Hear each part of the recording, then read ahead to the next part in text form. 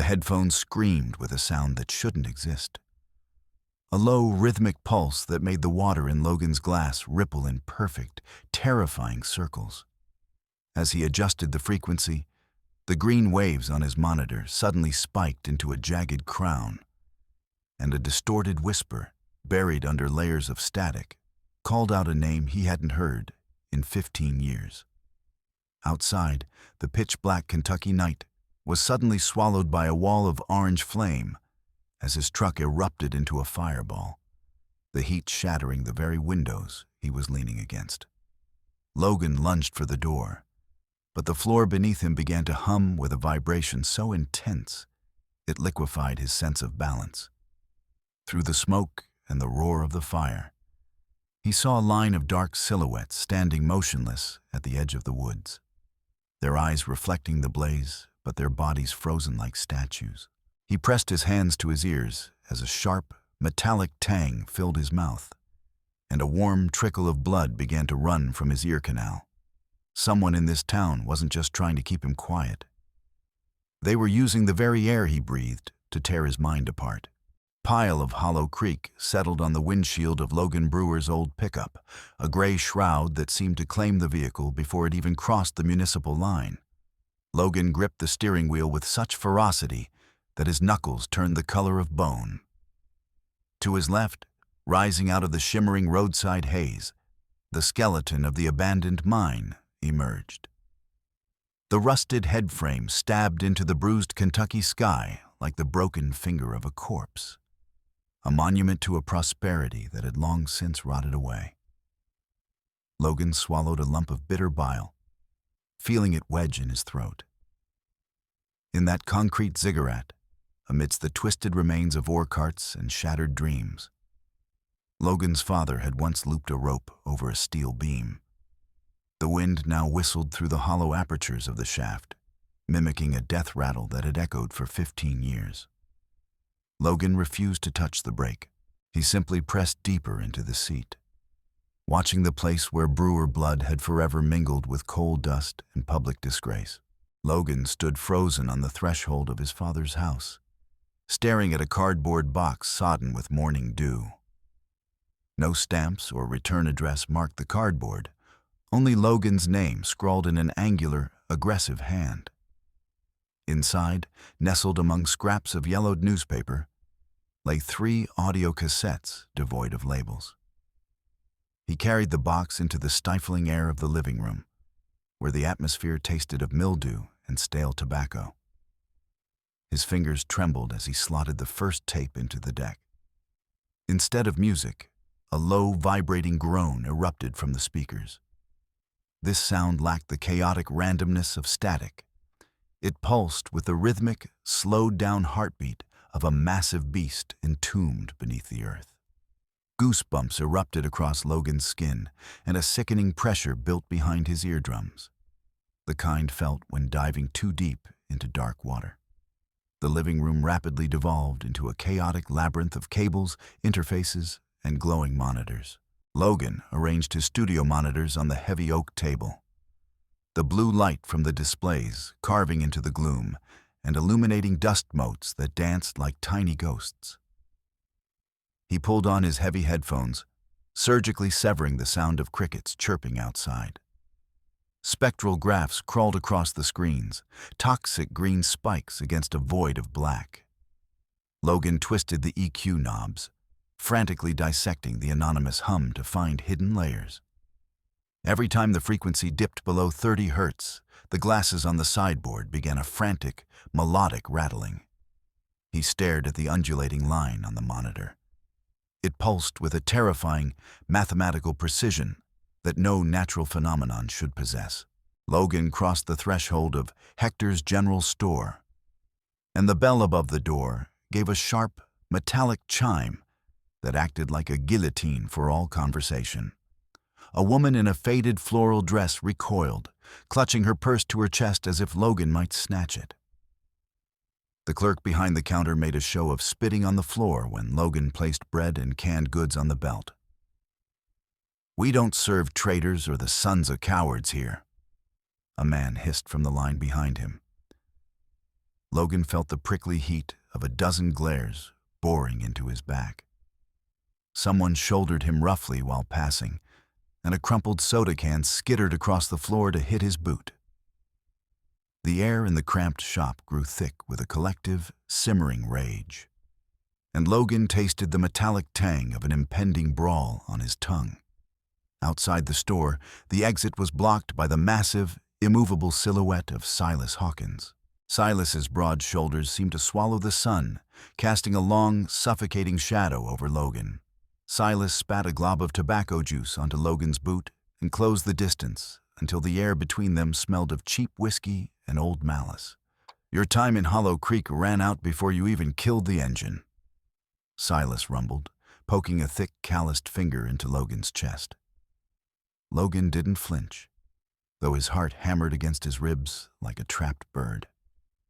Silas leaned down, his hot breath ghosting against Logan's ear. "Be gone by sunset, or we'll haul you out in a bag just like your old man." Silas turned away, leaving Logan stranded in the middle of the dusty street under the clinical gaze of 100 indifferent windows. The thunderous crash of shattering glass yanked Logan from a thin, nervous sleep. A bottle arced into the living room, and orange flames instantly raced across the carpet. Logan scrambled up, coughing as the acrid stench of gasoline filled his lungs.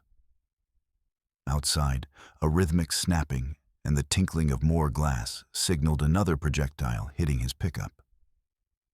He rushed to the window just in time to see his truck erupt into a towering bonfire.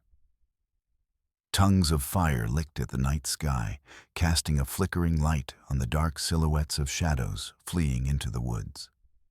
Logan grabbed a heavy wool blanket and began beating at the flames on the curtains. But the heat was becoming a physical weight.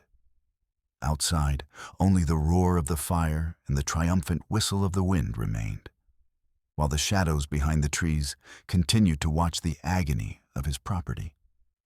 Logan ripped the wall-mounted phone receiver from its cradle, but met only the dead silence of a severed connection. The end of the wire, sliced clean by a blade, dangled pathetically against the wallpaper. He snatched his cell phone from his pocket, thrusting it high toward the ceiling. The screen mocked him with the words, "No service," the signal bars stubbornly empty. He ran out onto the porch, hoping to snag a stray signal from the higher ground. But the geography of Hollow Creek acted as a lead-lined coffin for radio waves. He shook the device in a fit of desperation, looking at the smoldering carcass of his pickup. The isolation had snapped shut like a trap. Logan stood alone in the dark, hemmed in by a hostile forest and neighbors who had just incinerated his only means of escape. Logan slung the strap of his portable recorder over his shoulder and set out toward the black, yawning maw of the mine. Silas's threats echoed in his mind, but he only tightened his grip on the shotgun microphone's handle. The woods surrounding the mine felt sterile, devoid of bird calls or the rustle of small animals. He stepped over a line of rusted barbed wire and entered the exclusion zone. His heavy boots crunched through slurs and pulverized concrete. Logan donned his headphones, dialing up the sensitivity. The air here felt unnaturally cold and tasted of ozone. He approached the very lip of the main shaft, pointing the microphone into the bottomless blackness from which a faint, familiar vibrating hum was beginning to rise. The needle on Logan's recorder jumped violently into the red. In that same heartbeat, the space surrounding him began to shudder. A massive infrasonic wave slammed into his chest with the force of a physical blow. His stomach knotted in a sudden cramp, and the sour burn of bile rose in his throat. The world blurred. The outlines of the trees and the mine headframe began to liquefy and double. Logan staggered, one side of his headphones slipping off. The ground beneath him felt as unstable as water, and gravity seemed to pull him sideways. He collapsed to his knees, clutching a head that felt as if it were being squeezed in a vice. The sound, which the human ear could not perceive, was dismantling his vestibular system, stripping away all sense of balance. Through the gray veil in his eyes, Logan caught a flicker of movement in the ferns. Out of the shadows of the ancient pines, a dark figure erupted, charging toward his prone form. Logan tried to stand, but his legs were leaden, and he crashed back to his knees. The attacker remained silent. Logan saw only the glint of metal and the rough weave of a mask. A heavy blow to his shoulder sent him sprawling. He smelled sweat and damp earth as the assailant pinned him, trying to grind his face into the jagged stones. Logan's consciousness pulsed in time with the infrasound, making it impossible to focus on a defense while foreign fingers tightened around his throat, squeezing the remaining air from his lungs. Logan rolled, dragging the attacker with him toward the crumbling edge of a deep pit. Stones skittered down, vanishing into the abyss. He felt the ground vanish from beneath his back. At the final moment, Logan threw his hand backward and caught the gnarled root of an old pine protruding from the cliffside. With his other hand, he shoved against his opponent's chin, forcing the man away. Logan's legs swung uselessly over the void, his knuckles screaming under the sudden tension. The attacker snarled, trying to pry Logan's fingers from the root. Logan saw the dirt packed under the stranger's fingernails and felt the root groan, slowly yielding to the combined weight of two bodies. Logan snapped his forehead forward into the man's face, hearing the satisfying crunch of breaking cartilage. The attacker recoiled, losing his footing, and Logan used the momentary release to haul himself back onto solid ground. The stranger vanished into the thicket, leaving Logan gasping on the edge of the precipice. Logan drove the tip of a crowbar into the seam between the dry, rotted boards of his father's office wall. The wood gave a protesting shriek, revealing a hidden cavity choked with gray cobwebs. He pulled out a heavy folder of yellowed vinyl, coated in a layer of caustic lime dust. Inside lay translucent blueprints, scarred by frantic red markings. Logan's fingers traced the jagged lines of deep horizons that never appeared on the official maps of Hollow Creek. At the very bottom, labeled Sector 7G, lay hatched voids circled in thick pencil. Arrows like tentacles reached from these caverns toward the surface, and in the margin, his father's hand had scrawled a single word. Abyss. Logan spread the engineering schemes across the floor, pinning the corners with heavy batteries. On his laptop screen, the complex audiogram from the tapes pulsed. He overlaid a transparency of the spectral analysis onto the mind maps. The peaks of the low-frequency oscillations aligned with terrifying precision with the coordinates of those undocumented voids. Logan watched the epicenter of the vibration pulse exactly where the schematics indicated concrete sarcophagi for toxic waste. Every shudder of the graphic line corresponded to the hollows in the rock. Cold sweat broke out on the back of his neck. The sound wasn't born in machinery, but in chambers packed with poison, turning the entire mountain into a giant, resonating speaker. Logan walked to the kitchen sink and cranked the handle. Instead of a clear stream, the faucet let out a rusty cough, followed by a thick, gray sludge with iridescent swirls. The air instantly filled with the cloying scent of rotting cherries and chlorine. He recoiled as the oily liquid hit the porcelain, leaving an indelible dark stain.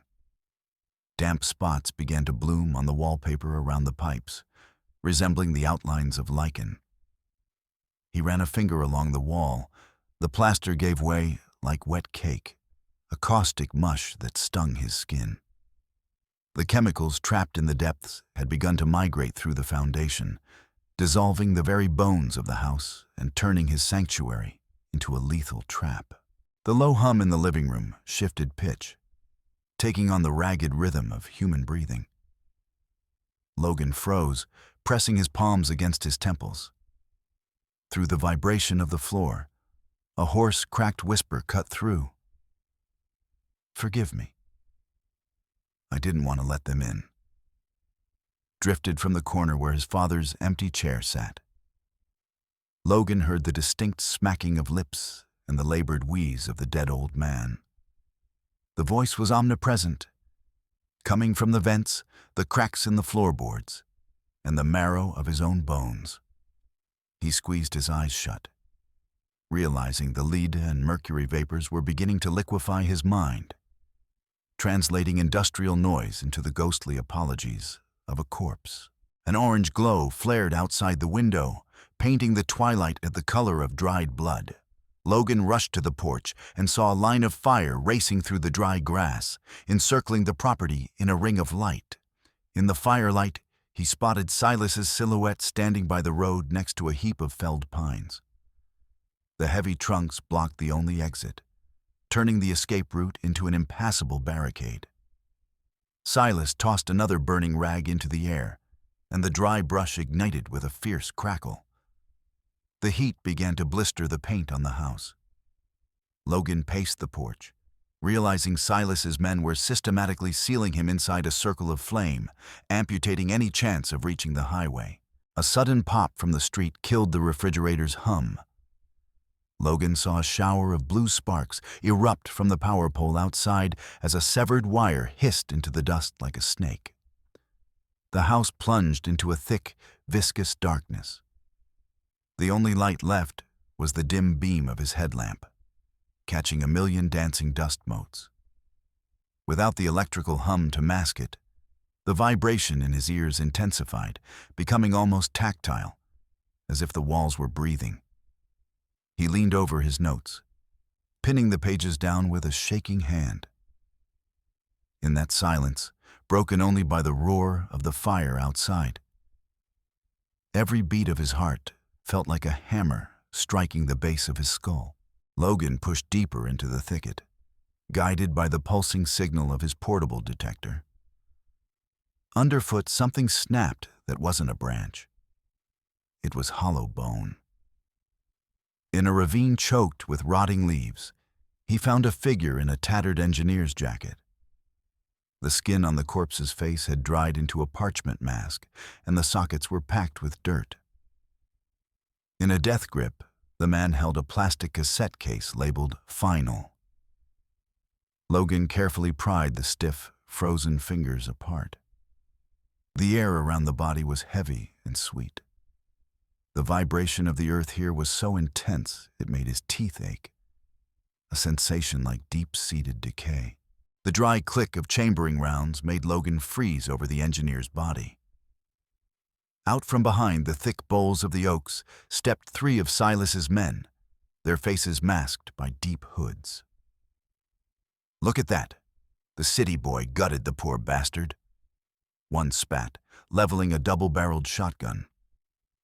Logan raised his hands, the cassette still clutched in them, but the muzzle was aimed squarely at the bridge of his nose.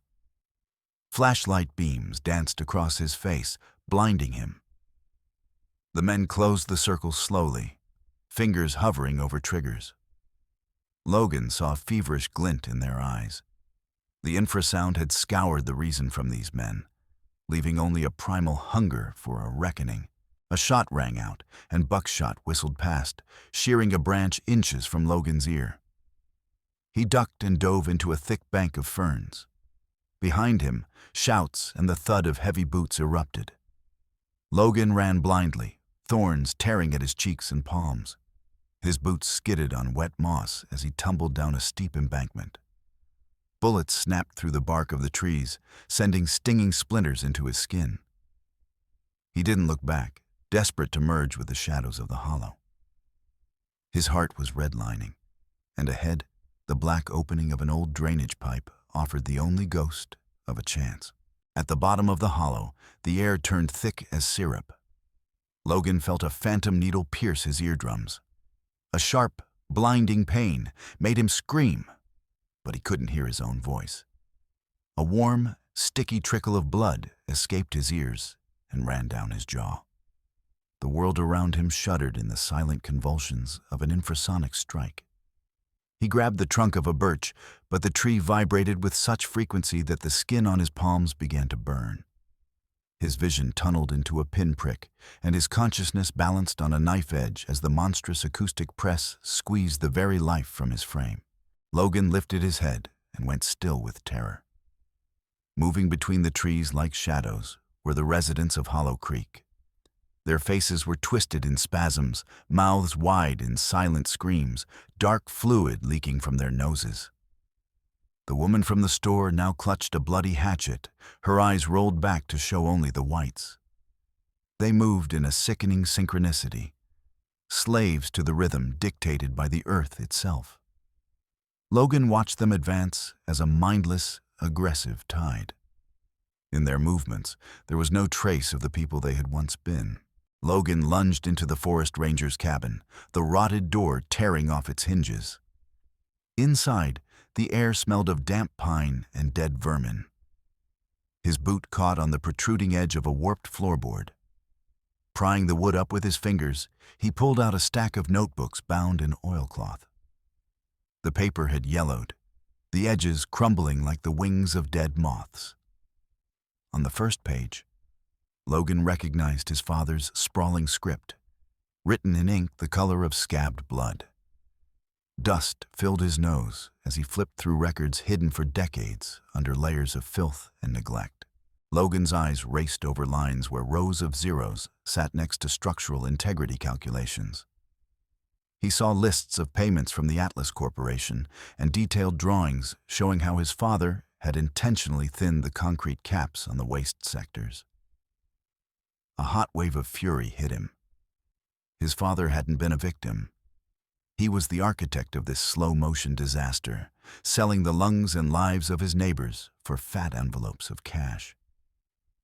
Logan gripped the pages so hard the old paper tore, exposing the rot of a family legacy built on a betrayal disguised as a tragic accident. A shadow in the corner of the cabin shifted, gaining mass.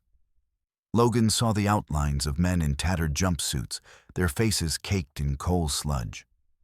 Ghostly miners reached out with mangled limbs, black pulp weeping from empty sockets.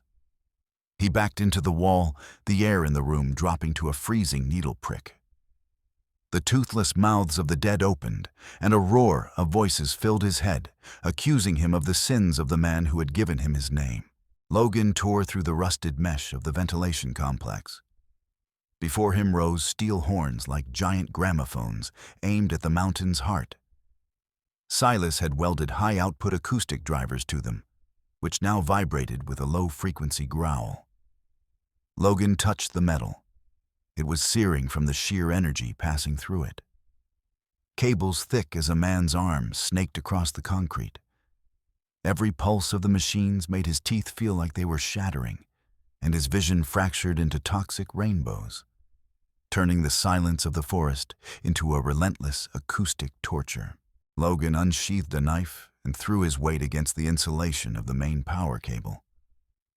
The rubber gave way, but a spotlight beam hit his back. "Hands off, kid," a voice roared. He turned to see a ring of flashlights closing in.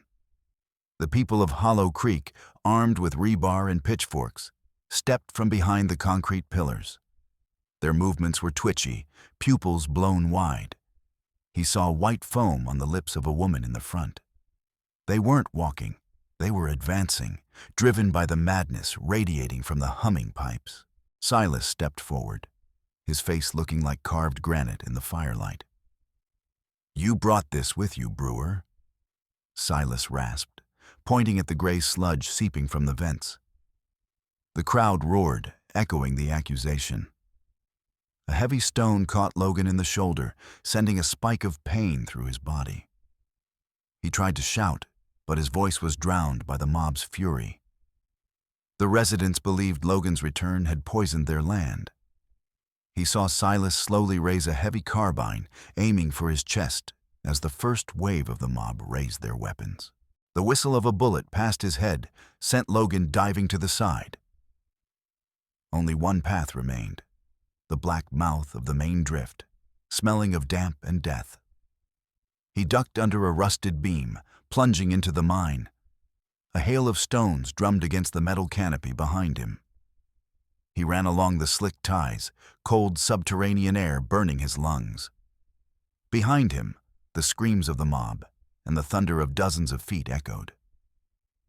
The darkness swallowed him, but the rage of the town was more terrifying than the unlit tunnels where his father had once tied his final knot.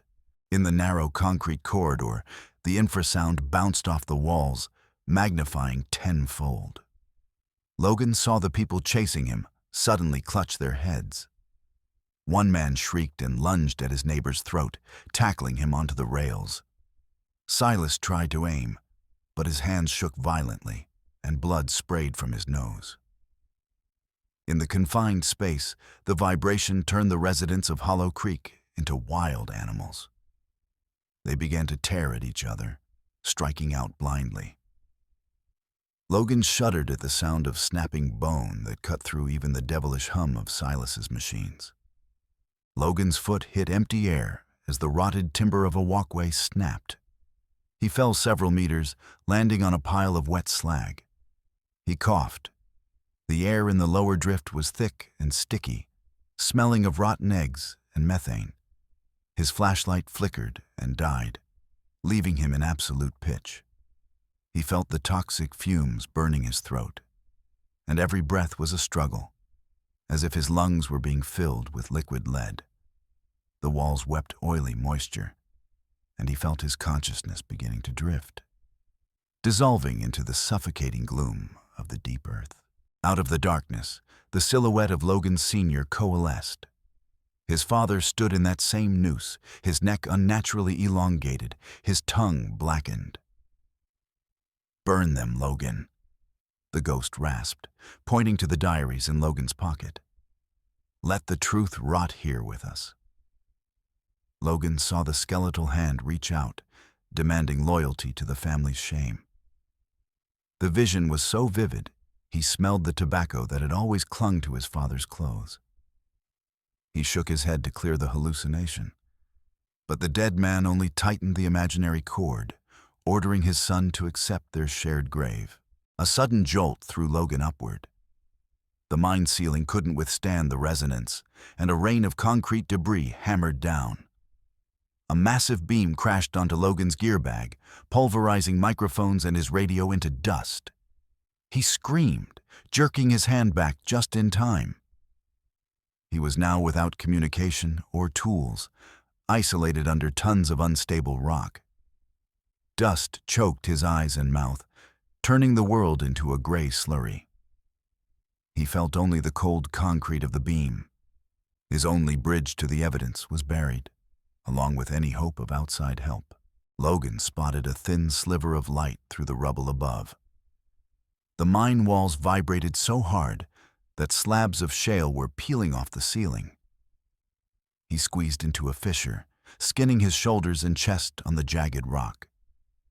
Every movement was accompanied by the groan of a mountain ready to snap its jaws. His fingers clawed into cold mud as he dragged himself forward, ignoring the crunch of his own ribs. The exit was ahead, but the ground beneath him was already subsiding. He made one final, desperate lunge for the light as an ear-splitting roar signaled the final collapse behind him. Logan exploded out of the mine's maw, along with a cloud of gray grit and concrete chips. He landed on shattered glass in the primary processing plant, skinning his knees on the sharp slag. Before him rose the black towers of Silas's emitters, draped in power cables. He yanked the surviving sound processor from under his jacket, frantically jamming plugs into the main console's ports. His fingers slid over the greasy soot on the switches. Behind him, the rasping breath of the pursuers was closing in. But he managed to crank the frequency dial until the panel's indicators flared a warning crimson. Logan slammed his palm onto the enter key, and the processor kicked out an inverted wave. In that instant, the crushing roar that had been tearing at his eardrums collapsed. A silence so dense followed that Logan heard the whistle of air in his own lungs. In this vacuum of sound, he saw the dust in the spotlight. Beams stop vibrating and settle into a flat layer on the floor. The throbbing in his temples vanished, and the steel beams of the plant stopped their singing. He stood frozen, deafened by the sudden absence of the noise that had felt eternal, feeling the world regain a terrifying, motionless clarity. The residents of Hollow Creek, rebar raised over their heads, froze like statues carved from concrete. Logan watched the hatchet slip from the woman's hand, clattering onto the tile. The frantic foam on their lips began to dry, and their blown pupils shrank, letting in the light. People looked around, staring at their own bloody hands, and then at Logan with expressions of deep, paralyzing shame. The man who had just tried to strangle his neighbor covered his face and sank to his knees. Logan watched the collective trance dissolve, leaving only the smell of ozone and the sound of quiet weeping. Silas let out a guttural roar that sounded like a gunshot in the absolute silence. His face turned purple, veins bulging like writhing worms. He snatched up a piece of rusted rebar and charged at Logan, shoving aside the stunned neighbors. Logan saw the beads of sweat flying from Silas's chin. The heavy boots thundered on the iron grating, violating the peace Logan had created. Silas swung for a killing blow, his eyes burning with the hatred of a man who had lost his grip on the mob. Logan tensed, feeling the rush of hot, alcohol-scented air as Silas bore down on him. Logan stepped sharply to the side, letting Silas's momentum carry him past. He caught Silas's wrist and, using the man's own mass, shoved him directly into the exposed contacts of the main distribution board. An electrical arc cracked, and a spray of blue sparks illuminated Silas's contorted face. He was thrown backward, the board erupting in a cloud of foul-smelling plastic smoke. All the lights on the emitters died, and the last faint hum of machinery vanished forever. Logan stood over the gasping man, watching the sparks of the short circuit reflect in the chemical puddles on the floor. Logan pulled the bloodied diaries and the engineer's cassette from his jacket. He held them high for everyone in the plant to see. "I didn't poison you." His voice shook, but carried. He threw the notebooks at the feet of the nearest residents. People began to pick up the pages, reading his father's calculations and the Atlas Corporation stamps. He saw black chemical burns on the hands of the people as they realized the scale of the betrayal. The mob's anger redirected toward Silas, curled on the floor, and the invisible masters of the mine. Logan pulled out the portable satellite transmitter that had miraculously survived in a side pocket. He tapped the touch screen, initiating the upload of encrypted audio files, and scanned blueprints to the cloud. The blue progress bar crawled to the right. He held the antenna toward the hole in the roof, catching the signal. A satellite's light blinked in the sky over Hollow Creek. He felt the data flying toward the federal servers, snatching the town's secret away from local gangs and bought-off officials. When the display flashed "Sent," he let his arm drop, the weight of everything finally turning his muscles to lead. The beat of helicopter blades sliced the night sky. Logan squinted against the blinding searchlights as a column of armored vehicles rolled onto the mine property. Figures in white hazmat suits marked EPA and FBI fanned out across the plant. He saw 2 agents hoist Silas up and snap steel cuffs onto his wrists. Soldiers in respirators began lining up the residents for decontamination. Logan stood apart, watching as a heavy tarp was thrown over Silas, and specialists with dosimeters began the clinical autopsy of the poisoned earth. Yellow tape marked "Danger" now spanned the main street Logan had once driven down. He watched as environmental inspectors drove probes into the soil, releasing jets of acrid steam. Loudspeakers on the emergency vehicles barked orders for immediate evacuation. He saw neighbors loading bundles of belongings into military trucks, leaving their homes behind for good. The air in Hollow Creek tasted of the neutralizing agents being sprayed. He looked at the vans hauling away crying children, realizing the town was becoming a dead zone. destined to be wrapped in barbed wire and concrete caps. Logan stopped before the charred remains of his father's house. Only the blackened teeth of the support beams remained in the ash. He kicked a scorched photo frame with his boot, the faces inside erased by the fire. The Brewer name was now burned into the records as a symbol of greed and death. He felt this ash heap was the only honest place left in the town. The wind caught a few gray flakes of soot and tossed them against his face. He didn't wipe them away. He watched the bulldozers begin to level the first buildings, erasing the evidence of the crime his father had committed for a stack of bills. Logan sank into the back seat of a white Red Cross SUV. A volunteer handed him a bottle of water, but his fingers were too numb to twist the cap. The cabin was filled with a sterile, deep silence. Yet, inside his skull, a familiar vibrating itch continued to grow. He pressed his palms to his ears, but his father's phantom voice continued to whisper excuses directly into his brain. The vibration, now part of his bone marrow, made his teeth chatter. Logan realized the infrasound had burned a permanent groove into his nervous system, one that would hum until the day they put him in the ground. The car pulled away, taking Logan out of Hollow Creek. In the rearview mirror, he watched the hills hiding tons of poison dissolve into the morning fog. The town was vanishing, becoming nothing more than a coordinate on a map of ecological disasters. He squeezed the empty cassette case in his pocket, his only souvenir from the abyss. He knew no detox would ever wash away the rasp of the dying engineer, and the hills remained silent behind him.